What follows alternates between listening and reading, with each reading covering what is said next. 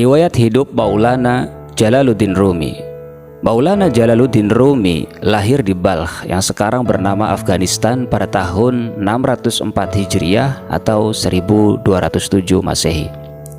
Ayahnya, Bahawalad, adalah seorang dai terkenal, ahli fikih sekaligus juga seorang sufi yang menempuh jalan rohani sebagaimana Ahmad Ghazali, saudara Muhammad Ghazali, seorang sufi terkenal, dan Ainul Qudat Hamadani. Sebagai seorang ahli fikih sekaligus sufi, Baha memiliki pengetahuan eksoterik yang berkaitan dengan hukum Islam atau syariah maupun pengetahuan esoterik yang berkaitan dengan thariqah atau tasawuf. Berkaitan dengan yang pertama, dia mengajarkan kepada setiap muslim tentang bagaimana caranya menjalankan kewajiban-kewajiban agama. Sedangkan dalam kaitan dengan yang kedua, dia mengajarkan bagaimana caranya melalui disiplin-disiplin tertentu menyucikan diri dan meraih kesempurnaan rohani. Bahawalad adalah pengarang kitab Ma'arif, Ilmu Ketuhanan, sebuah ikhtisar panjang tentang ajaran-ajaran rohani yang sangat dikuasai Maulana Rumi. Dan ini kelak, corak dan isinya tampak jelas mempengaruhi karya-karya Rumi. Dalam Ma'arif, Baha mengemukakan keyakinannya tentang wahyu yang melalui legalisme buta seringkali dipertentangkan dengan ajaran-ajaran esoterik oleh orang-orang pada masa itu.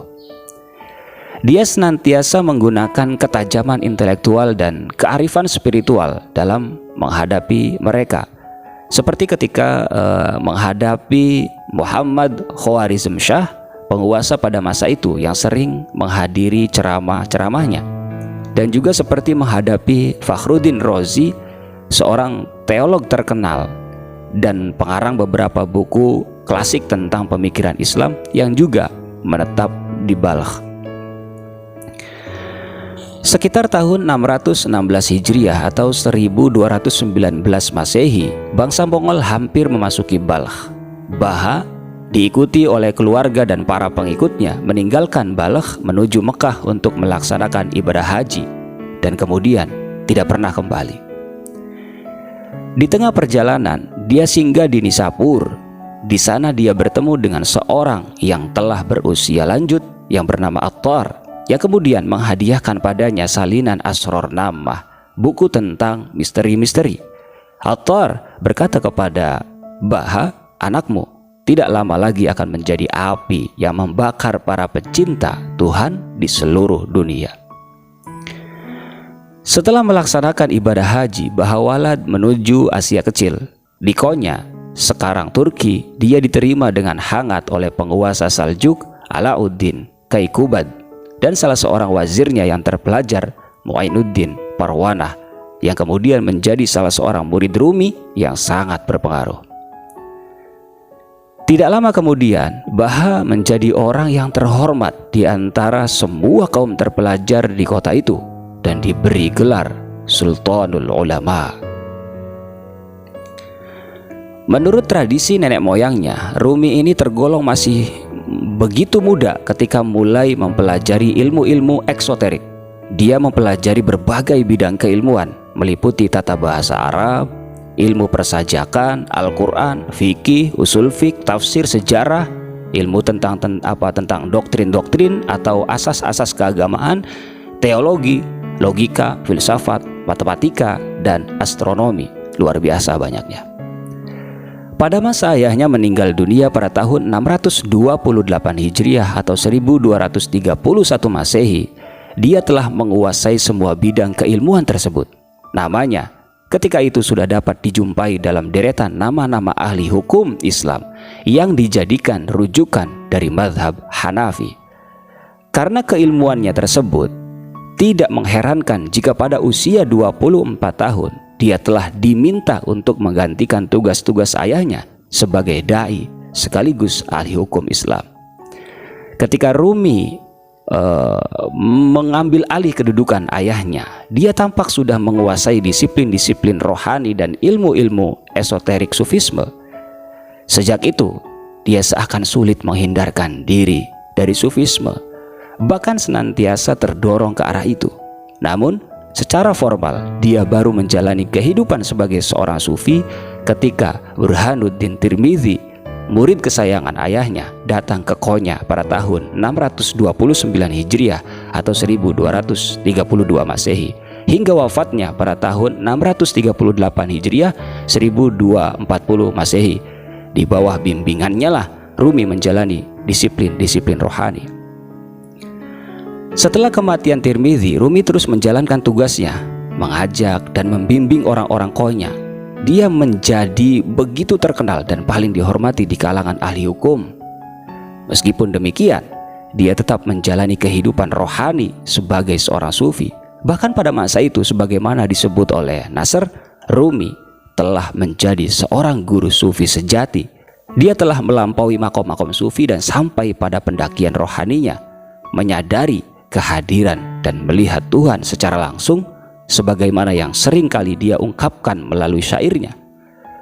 Kendati dalam kehidupan sehari-harinya itu, dia tetap menjalani kehidupan sebagaimana sebelumnya, sebagai seorang ahli hukum yang dihormati.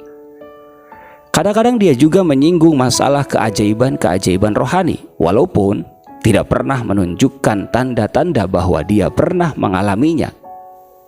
Hal itu berubah manakala seseorang yang berpenampilan aneh, Syamsuddin dari Tabriz, datang ke Konya pada tahun 642 Hijriah atau 1244 Masehi. Di dalam diwannya, Maulana Jalaluddin Rumi mengatakan, "Hasratku pada sang kekasih telah membawaku terbang melintasi samudra ilmu dan keluasan Al-Quran. Aku menjadi gila," kata Rumi. "Kutelusuri bentangan sajadah dan masjid dengan segenap hasrat dan kehusuan. Kukenakan pakaian pertapa untuk memperkaya kebajikan. Cinta menghampiriku dan berkata, 'Wahai sang guru, lepaskan dirimu. Mengapa kau terpaut pada sajadah? Tidakkah kau ingin hatimu tergetar di hadapanku? Tidakkah kau ingin melampaui pengetahuan dengan penglihatan? Maka tundukkan kepalamu. Jika kau seorang pencundang, berikan keadilan itu kepada para pengacau. Jika kau seorang yang baik hati lagi jujur, mengapa kau sembunyikan dirimu dari balik topeng?" Ini terdapat dalam buku Diwan Maulana Jalaluddin Rumi. Syamsi Tabrizi begitu besar pengaruhnya terhadap Rumi. Dialah yang menyebabkan Rumi berubah dari seorang ahli hukum yang tenang menjadi seorang pencinta yang mabuk. Karenanya, tidak mengherankan jika ada yang mengatakan bahwa tanpa kehadiran Syams, tidak akan pernah ada Rumi. Meskipun demikian, asumsi itu tampaknya terlalu berlebihan, sebab sebelum kehadiran Syams, Rumi telah menjadi seorang sufi. Benar memang, Syams yang telah membimbing Rumi menapaki jalan rohani menuju makom kesempurnaan. Namun, tampaknya kita perlu mempertimbangkan apa yang dikemukakan oleh Nasr. Nasr mengatakan, rupa-rupanya Syamsuddin menanamkan pengaruh rohani ketuhanan dengan mengeksteriorisasikan makom kontemplatif spiritual Rumi ke dalam bentuk syair dan meletakkan lautan wujudnya ke dalam gelombang sejarah sastra Persia. Setelah selama kurang lebih 1 atau 2 tahun, Syams senantiasa mendampingi Rumi. Suatu ketika tiba-tiba Syams meninggalkan Konya. Hal itu pada akhirnya membuat Rumi dilanda kecemasan. Kemudian Rumi berusaha membujuknya untuk kembali dan berhasil. Namun tidak lama kemudian, sekitar tahun 645 Hijriah atau 1247 Masehi, dia kembali menghilang. Menurut beberapa sumber, dia dibunuh oleh salah seorang pengagumnya yang cemburu. Namun, bagaimanapun juga, dia tampak tetap hidup di hati Rumi dan mengilhami beberapa syair cinta atau ghazalnya yang senantiasa menyebut-nyebut namanya. Syair-syairnya yang menyentuh mengisahkan perpisahannya dengan Syams, tetapi dalam syair-syairnya ini dan seluruh syair-syair Rumi secara jelas menunjukkan bahwa penampakan luar tidak lain hanyalah selubung yang menutupi makna dalam. Perpisahannya dengan Syamsuddin, matahari agama, sesungguhnya menggambarkan perpisahannya dengan sang kekasih, matahari dari matahari. Tidak seperti sebagian besar penyair Sufi atau penyair Persia pada umumnya, Rumi tidak pernah menyebut-nyebut namanya sendiri pada setiap akhir ghazalnya. Begitu juga dia tidak pernah menyebut nama-nama tertentu seperti Syams atau yang lainnya. Dalam sebagian besar syair-syairnya, Syams merupakan representasi dari sang kekasih, sang matahari yang digambarkan sebagai manusia sempurna. Namun tampaknya Rumi juga seringkali mengganti nama Syams dengan menunjuk pada dirinya sendiri sebagai pengejawantahan sikap hormat dan penghargaan atas peran Syams yang begitu besar bagi dirinya. Karenanya dalam hal ini dia sekalipun mengungkapkan kesempurnaan Syams, sesungguhnya sedang mengekspresikan pengalamannya sendiri ketika mengalami penyatuan dengan Tuhan yang mengimplikasikan pendakian menuju makom rohaniyahnya. Di dalam diwan, Maulana Jalaluddin Rumi mengatakan, sungguh Syamsi Tabrizi adalah sebuah tamsilan tentang keindahan Tuhan. Berkaitan dengan hal ini, sebuah anekdot yang berasal dari biografi Rumi yang paling tua dan dapat dipercaya ada baiknya untuk disampaikan di sini.